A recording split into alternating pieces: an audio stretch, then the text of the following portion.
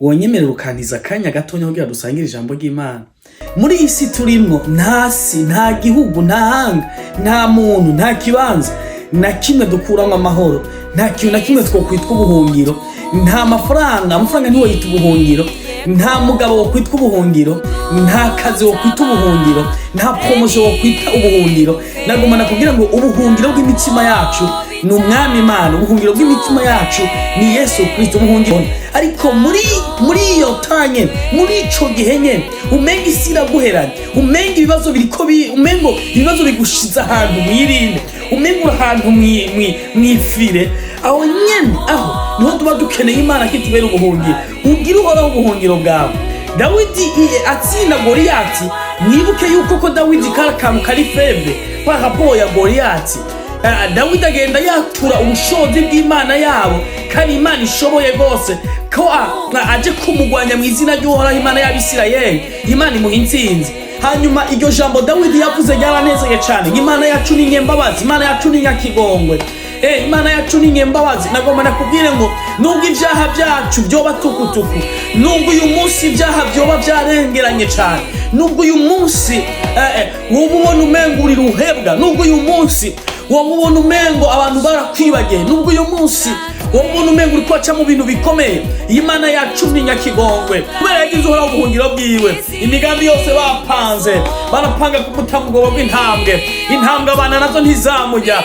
Imana irungika umumarayika imurindirayo. Igihe Imana tuyigize ubuhungiro bwacu, Imana iratuzigama. Reka kwita ku byo abantu bavuga, reka kwita ku byo dogiteri yakubariye, reka kwita ku byo abo bangikanye bakubarira, reka kwita ku bana b'abantu. Niwite ku cyo Imana yakuvuzeho, niwite ku Mana yawe. Gira Imana ubuhungiro bwawe, gira Imana inshuti yawe ndahinduka, gira Imana ubwirukiro bwawe n'abari ushira hafi yawe. Yavuze ngo sinzobata, yavuze ngo sinzobasiga mwenyene, yavuze ngo sinzobasiga nk'imfuvyi, ngo nzobabwikira ubundi mwitsa ariwe mpemu yera. Mu bitunanije mpemu yera aratuzigama, mpemu yera araturinda. Gira Imana ubuhungiro bwawe, gira umwami Yesu ubuhungiro bwawe. Mubwire byose rero, reka kwidodomba, reka kwiganyira, reka guta amafuti ku bandi, reka kuvuga ngo abantu nibo bari. Gira Imana ubuhungiro bwawe. Iyi Imana iyo twayigize ubuhungiro, iyi Imana iratugwanirira. Iyi Imana iyo twayigize ubwirukiro, iyi Imana niyo ituvugira aho tudafise ijambo. Niyo Mana yacu, niyo Mana ishoboye byose, niyo Mana nyamana. Wonyemerera ukantiza akanya gato kugira dusangire ijambo ry'Imana. Hari ijambo ridasanzwe Imana yashize ku mutima wanje, kandi ryo gufasha mu buzima bwa misi yose uri kubanyuramo. Reka ubanze, urashobora kuba uri mu modoka, urashobora kuba uri kumviriza telefone yawe, ushobora kuba uri kubagendagenda mu barabara, ushobora kuba uri mu nzu y'iwawe. Reka mwenda gusabe aka kanya gatonya twumve ijambo ry'Imana. Ariko mbere ko twumviriza ijambo ry'Imana, gatwanga dusenga, kuko sishaka ari jewe ngira icyo ndakubariye. Ndifuza ko Imana yo mu ijuru igira icyo ikubariye iciye muri jewe ni nkaho igikoresho. Ndifuza ko Imana ihembura imitima y'abantu iciye muri jewe. Ndifuza ko Imana ivugana na wewe iciye muri jewe. Ngo rero nayemereye iyo Mana kugira ngo ivugane na wewe, kugira ngo igire icyo ikubwiye kuri uyu munsi. Reka dusenge Imana. Mana, mu izina rya Yesu ndaguhaye ikaze. Weretse umuntu wese ariko arankurikirana, ndamusengeye mu izina rya Yesu. Ndasabye umutima wiwe wakira icyo wagombye kuvugana nawe, uzobukunze cyane. Ndafashe impwemu mbi, abadayimoni badashaka kumva ijambo ry'Imana, bashaka kuza abantu b'Imana kumva ijambo ryawe, ntibagire ubushobozi kuri uyu muntu, ariko abantu babakizura ijambo ryawe uzobukoze. Ndabigushimiye mu izina rya Yesu, amen. Tugira tuyage ku ijambo ridasanzwe, ijambo nibaza ko riza kugira ikintu rihinduye mu buzima bwawe. Ni ijambo rivuga ngo ugire uhoraho ubuhungiro bwawe, ugire uhoraho ubuhungiro bwawe. Ni ryari ahantu tuhita mu buhungiro? Ni igihe haba habaye intambara, abantu bagasanga indunduro ya byose ni uguhunga kubera icyo kibazo cyabaye, bahiga ikibanza kirimo umutekano. Bavuga ngo ubuhungiro rero ni kibanza abantu bashobora kujamo igihe batewe, kugira ngo bakironkeremo umutekano, kugira ngo bakironkeremo amahoro, kugira ngo bakiruhukiremo.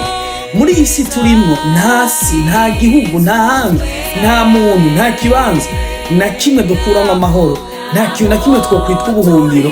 Nta amafaranga ntiwo yita ubuhungiro, nta mugabo wo kwitwa ubuhungiro, nta kazi wo kwita ubuhungiro, nta promotion wo kwita ubuhungiro. Ndagomana kugira ngo ubuhungiro bw'imitima yacu ni umwami Imana, ubuhungiro bw'imitima yacu ni Yesu Kristo, ubuhungiro bwacu ni Imana. Imana niyo yonyine ishobora kutubera security, ikatubera ikatugirira, ikatuzanira umutekano mu buzima bwacu bwa misi yose. Rero ijambo nje kukubwira uyu munsi ni mbega ni gute Imana y'ubuhungiro bwawe, mbega ni gute twogira Imana ubuhungiro bwacu. Tubone turabi ijambo ry'Imana ni Zaburi ya 46. Ijambo ry'Imana rivuga ngo Imana niyo buhungiro bwacu n'inkomezi zacu, numufasha atabura guseruka mu magorwa. Nico gituma tutazotinya naho isi yohinduka, naho imisozi yoshingurwa ikaja mu idamba ry'ibiyaga, naho amazi yavyo yobomborana agasuriranya, naho imisozi yotigitishwa no gutera hejuru kwayo. Imana niyo buhungiro bwacu, Imana niyo yonyene twohungira mu bibazo turiko turahura navyo muri iyi si. Imana niyo twohungiramwo igihe isi ubonye ikwaganye. Mugenzi, ushobora guhura n'ikibazo ukabona ko isi yakwaganye, ushobora kuba muri situation ukabona ko ubuzima buguheranye, ushobora kuba muri situation aho abantu bose bakuvaho, ushobora kuba muri situation aho ingwara ikugeza ahantu, ushobora kuba muri situation aho akazi kaheze, ushobora kuba muri situation aho ku kazi bakwirukanye, ushobora kuba muri situation aho ubushomeri bukurembeje, ushobora kuba muri situation aho umengo ubuzima isira kwaganye, umengo uri muri insecurity, ushobora kuba uri muri situation aho ibyaha bigutsinda ahantu wiraba ukavuga ngo ndi umunyabyaha by'ukuri nta bwami bw'Imana nobona. Ariko muri iyo tanye, muri ico gihe nyene umenga isi iraguheranye, umenga ibibazo biriko umengo ibibazo bigushiza ahantu mwirinde, umenga uri ahantu mwifire, aho nyene aho niho tuba dukeneye Imana kitubera ubuhungiro. Ugira uhoraho ubuhungiro bwawe. Mu gitabo c'Ingoma igice ca 21, igitabo ca mbere c'Ingoma, dusanga bamwe inkuru y'umugabo yitwa Dawidi. Dawidi yari umwami. Hanyuma ico gihe ngo Abisirayeli bari batewe n'urugamba, umwasi yarabageramiye. Ico gihe umwami Dawidi agira ubwoba. Umwami Dawidi agize ubwoba, hanyuma ngahamagaza Yowabu amubwira ngo genda umparurire ingabo dufise mu Bisirayeli. Yowabu agira amakenga aravuga ngo mbega Dawidi mwami wacu, ivyo bintu ntiwobiheba, kumengo ni icyakuhora, kuko guharuza ingabo z'Abisirayeli yarafise, yaragomba kuraba igisikara agomba afise ko coshobora ko gikwiye guhangana n'abasi babo.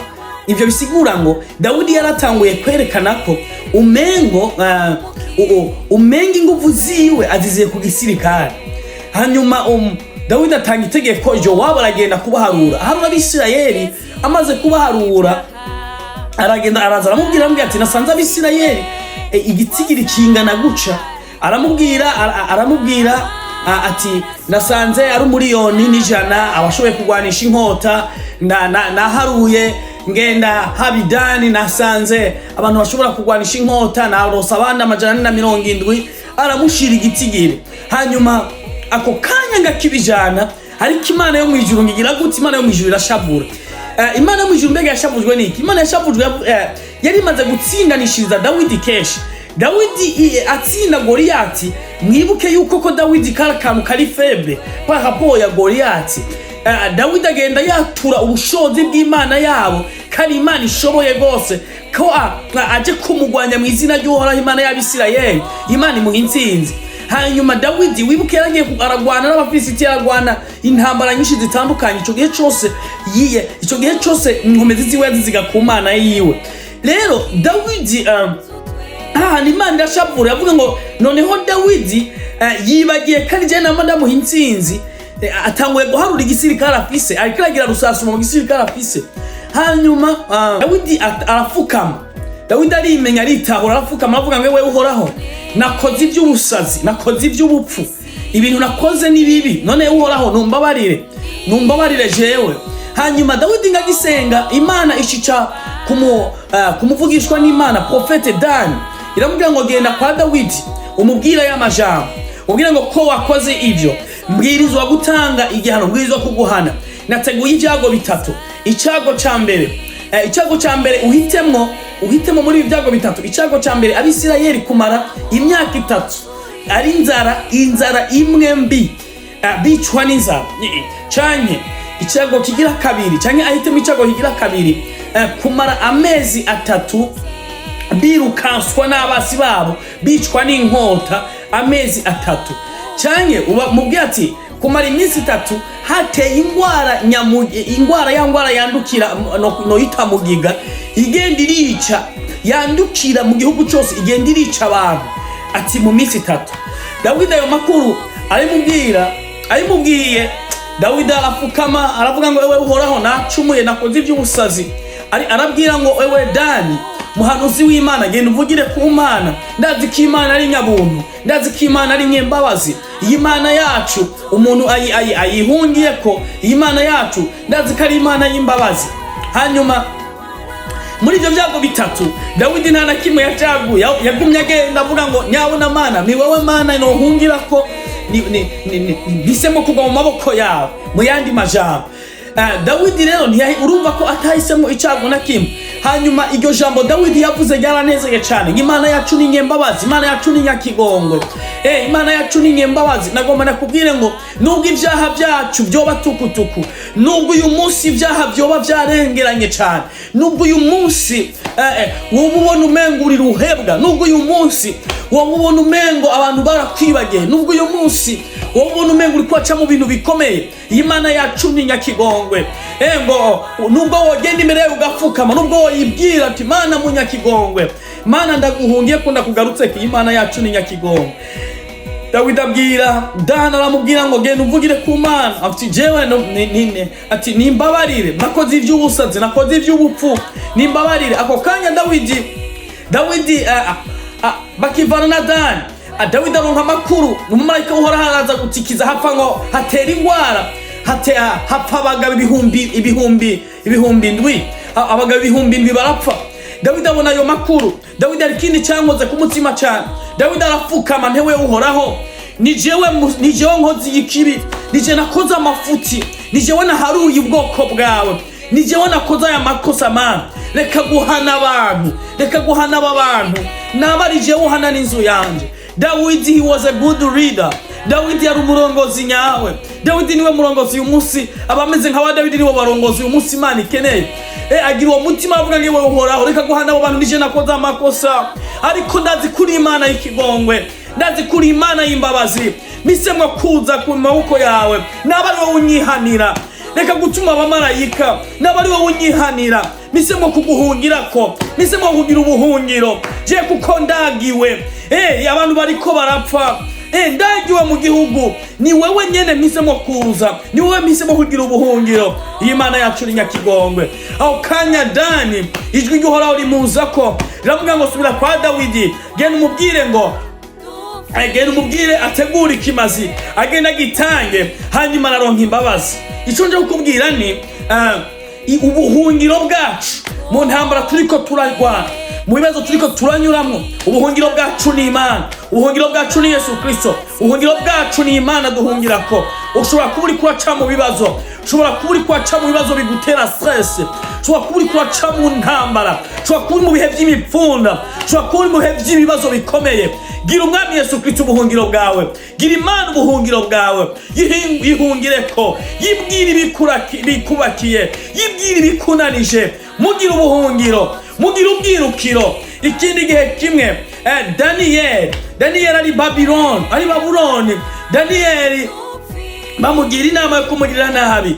Daniyeli abo bakorana bamugira ishyari, bamugirira inzigo, abo bakorana mu kazi bamugirira inzigo. Nkuko uyu munsi bihari, ushobora kuba muri kumwe murakorana n'umuntu ariko arakwimbira ikinogo mwibanga atavyo womenya, muragendana n'umuntu ariko arakwimbira ariko arahiga kugira nabi atavyo we uzi.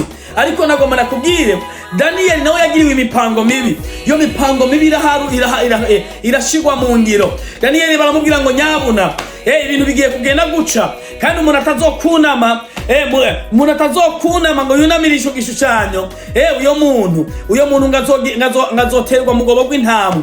Daniyeli akimara kubimenya, wibaza ngo byagenze gute?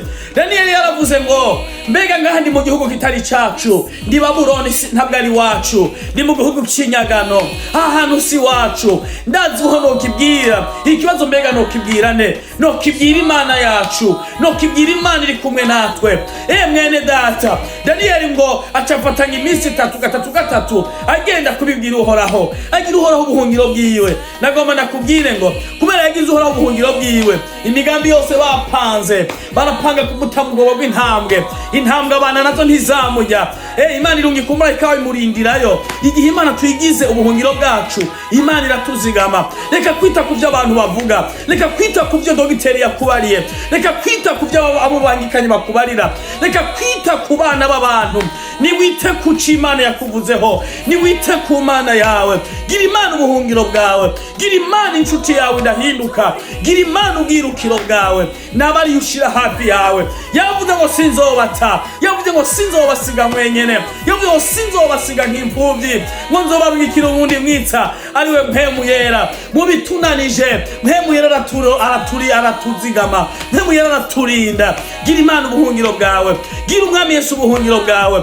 Mubwire byose rero, reka kwidodomba, reka kwiganyira, reka guta amafuti ku bandi, reka kuvuga ngo abantu nibo bari. Gira Imana ubuhungiro bwawe. Iyi Imana iyo twayigize ubuhungiro, iyi Imana iratugwanirira. Iyi Imana iyo twayigize ubwirukiro, iyi Imana niyo ituvugira aho tudafise ijambo. Niyo Mana yacu, niyo Mana ishoboye byose, niyo Mana nyamana, niyo ngoma ngo ugire ubuhungiro bwawe. Sinzi ijiri kuranyuramo uyu munsi, sinzi ijiri kuracamo uyu munsi, sinzi bikunanije uyu munsi, sinzi intambara uri kuracamo uyu munsi, sinzi biriko birakuriza uyu munsi, sinzi bitumye nawe wagiga uyu munsi, sinzi ibikuraje ishinga uyu munsi, sinzi ibibabaje umutima wawe uyu munsi, sinzi ibyo sinzi ibintu ubona uyu munsi umengo bimeze nk'ibipfunda mu buzima bwawe. Hungira muri Yesu, hungira ku Mana, ngo hungira ku Mana. Yesu yavuze ngo nimuze mwese abarushe n'abananiwe ndabaruhura, ngo nimwikoreze ingata yanje, ukitaba baza mwikorera umutwaro wanje ukuhwahutse. Hungira kuri Yesu mwene data, hungira kuri Yesu ni watanga ubuzima, hungira kuri Yesu. Bibwire Yesu ibyo bintu bikunanije, niwashobora guhindura situation ariyo yose. Igihe kimwe ari kumwe n'abigishwa, abigishwa bagira ubwoba kubw'imikiyaga cyari gihinduye isura, ikiyaga cyariko kiraduza imipfunda kuko Yesu yari kumwe nabo. Hanyuma Yesu niwashoboye gutegeka ikiyaga ngo ceceka, kiramwumvira. Yesu arategeka ikiyaga ngo ceceka, kikamwumvira. Yesu arategeka umuyaga ngo ceceka, ukamwumvira. Mugira ubuhungiro mu buzima bwawe, mugira ubuhungiro mu buzima bwawe. Gira Yesu ubuhungiro bwawe, gira Yesu ubuhungiro bwawe. Ushobora kuba uri kurangurikirana utaramenya Yesu, ndakwipfurije buno buzima. Ushobora kuba uri kurangurikirana utarakira Yesu, ndakwipfurije kumwakira. Mwakire Yesu Kristo. Jambo ry'Imana rivuga ngo mbega ni kubera iki mutanga amafaranga kubitagira akamaro? Ngo nimuze mujye ku buntu, nimuze munwe ku buntu. Iri riba nta rindi, riba ni Yesu Kristo. Yesu niwe soko y'ubuzima, Yesu niwe soko y'umunezero. Hungira kuri Yesu mwene data, hungira kuri Yesu. Hungira kuri Yesu, isi kirashirana n'ivyayo. Hungira kuri Yesu aguha ubugingo budashira, hungira kuri Yesu aguha ibyizigiro byakazoza. Muhungireko mu byo uri kuranyuramo byose, umuhungireko. Urakoze cyane wari kurangurikirana. Imana iguhezagire cyane, Imana iguha umugisha. Murakoze gose, bye.